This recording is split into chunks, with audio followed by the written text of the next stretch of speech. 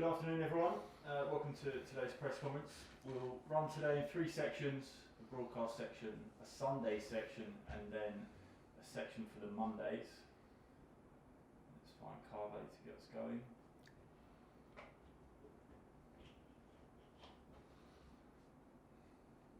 Coming to you now, Carve.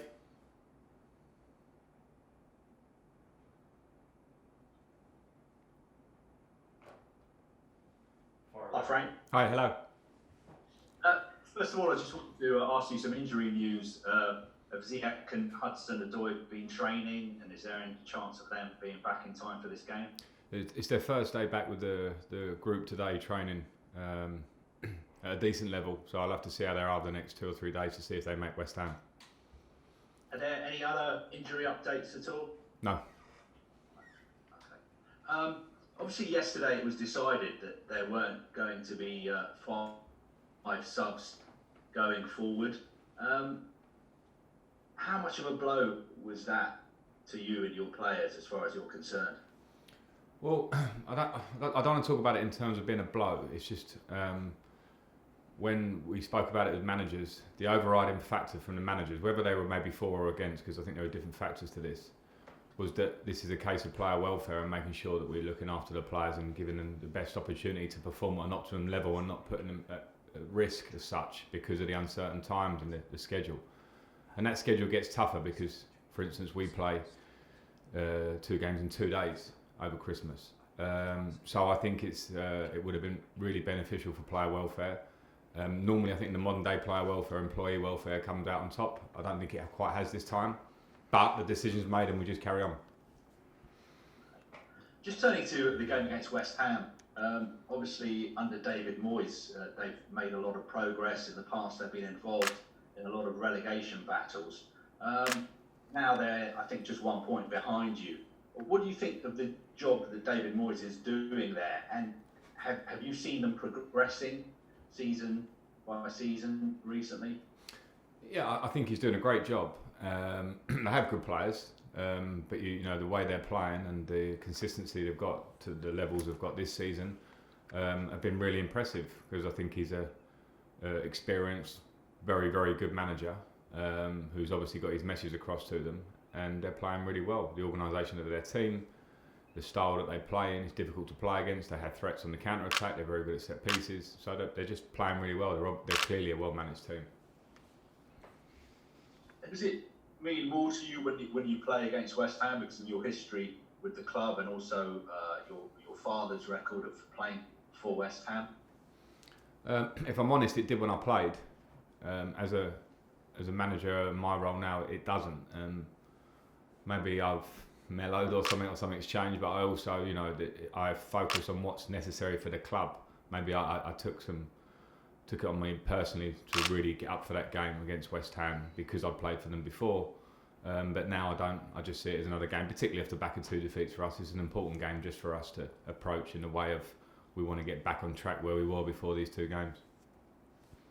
And just the final one from me, on Declan Rice, obviously you weren't in charge of the club, but how much of a regret is it that he left at Chelsea, and what have you made of the player that he's become for West Ham and also for England? Well, he's a fantastic player for West Ham and England, so fair play, because his journey there of leaving Chelsea and going to West Ham, it's a good story to hear because there are lots of those stories for different reasons to whatever level, and that shows a strength of character. And in terms of from our end, I don't think we certainly wouldn't use the word regret. Our academy is one of the best in the world. You look at our first team now, what the players that we've produced are in and around the first team squad. We've got so many, and it's not easy. It's not an exact science to pick, choose, or whatever players. But the academy work brilliantly here and bring through a lot of good players. Declan Rice, let's give himself personal credit for going and having the great start to his career that he's had at West Ham. Let's come to Olivia at PLP. Hi Frank. Hi. You've been playing Timo Werner on the left more recently. We saw at the start of the season you playing him through the middle.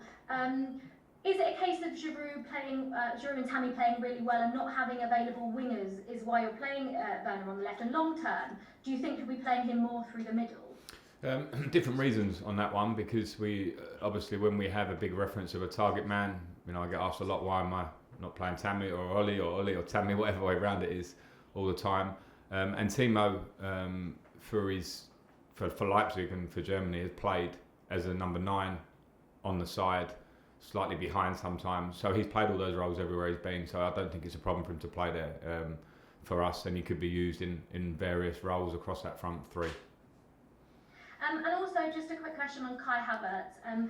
He has struggled, especially after the whole COVID thing.